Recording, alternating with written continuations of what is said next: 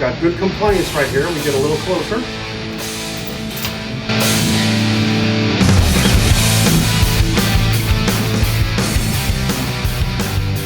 For the most part, we want to keep it as loose as possible. We want the leash loose. As soon as it gets tight, and it stays tight, they want to keep going forward. So we want to, instead of pulling, we want to rather do multiple jerks than have that, because once they start pulling, especially size and weight and that low center of gravity, we're going to lose every time. Got good compliance right here. We get a little closer.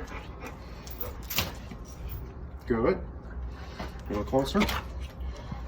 So I'm trying to see where the collar is. I want that even with my leg or behind, not in front. So as soon as that gets in front, I'm going to turn around, I'm going to do it again.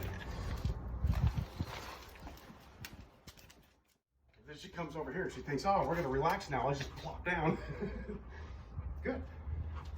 Have the line. Right there. Okay. Right there. Good. She's looking at me. We'll go ahead and move forward. And then we'll stop right here.